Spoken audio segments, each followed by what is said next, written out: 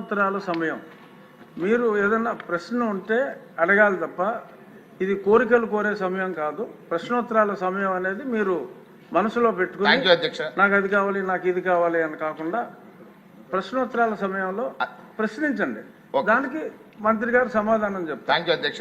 నేను కోరుతున్నది వీటిలో ఏమైనా మార్పులు చేసి ఇప్పుడు ఇక్కడ ఉన్న పరిస్థితులకు అనుగుణంగా మార్పులు చేసే ఆలోచనలో ప్రభుత్వం ఉందా అని చెప్పి ఈ యొక్క మంత్రి గారిని కోరుతున్నాను అధ్యక్ష. ధన్యవాదాలు.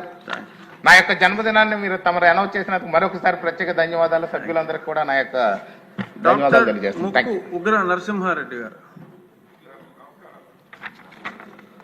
సార్, కనిగిరి నియోజకవర్గంలో దాదాపు 329 అగ్రికల్చర్ కనెక్షన్స్ పెండింగ్ ఉన్నాయి సార్.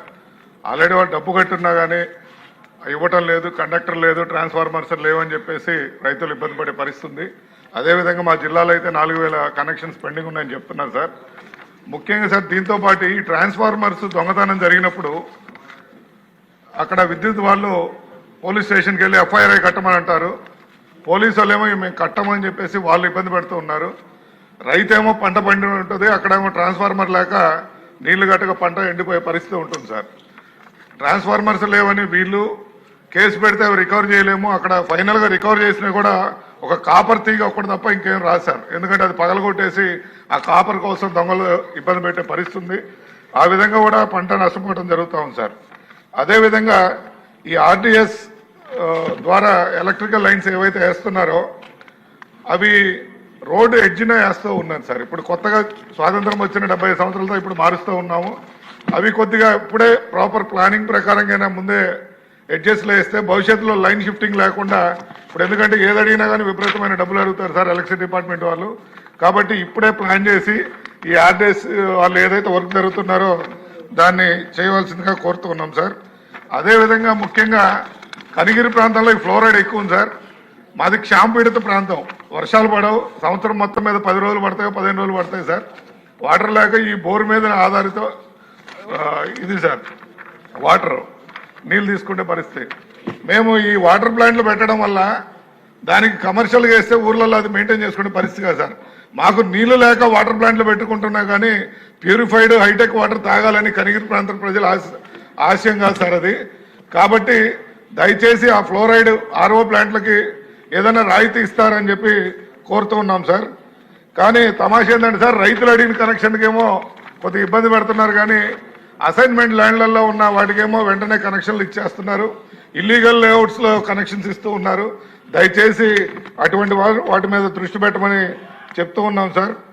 మరి అదేవిధంగా ఈ ఇళ్ల మీద లైన్లు పోతున్నాయి సార్.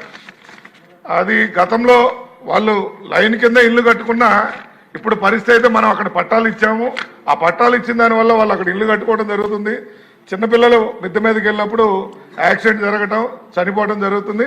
వారికైతే కాంపన్సేషన్ ఇస్తున్నాం, కానీ ఆ లైన్లు మార్చే పరిస్థితి గురించి పెద్ద దృష్టి పెట్టలేదు.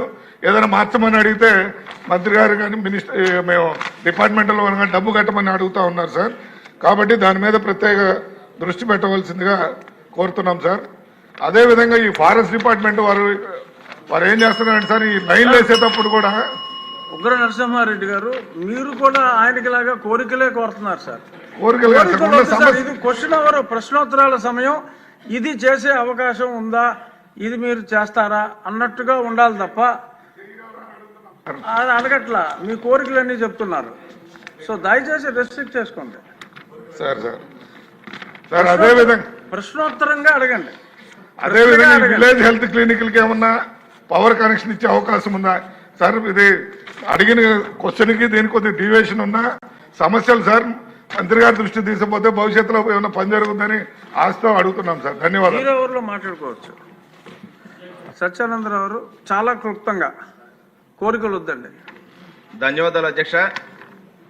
ఈనాడు ఈపీడీసీఎల్ ద్వారా రైతు వారి అప్లై చేసిన అగ్రికల్చర్ కనెక్షన్స్కి 3200 ఈపీడీసీఎల్ పరిధిలో పెండింగ్లో ఉన్నాయని గౌరవ మంత్రి వారు, ఇంధన శాఖ మంత్రి వారు చెప్పడం జరిగింది అధ్యక్ష. ఇది కొత్తపేట నియోజకవర్గంలో కూడా రైతులు దరఖాస్తు చేసి ఉన్నారు. వారికి కొత్తగా మనం మళ్ళీ అగ్రికల్చర్ కనెక్షన్స్ ఇచ్చి ఉండలేదు. వారికి ఏదైనా షెడ్యూల్ టైం పెట్టుకుని రైతులకు, ఎందుకంటే అగ్రికల్చర్ మోటార్కి అప్లై చేసుకుని వెంటనే వస్తే వారు ఉత్పత్తులు చేసుకోవడానికి, పంట పండించుకోవడానికి అవకాశం ఉంటుందని ఎదురు చూపులు చూస్తారు అధ్యక్ష.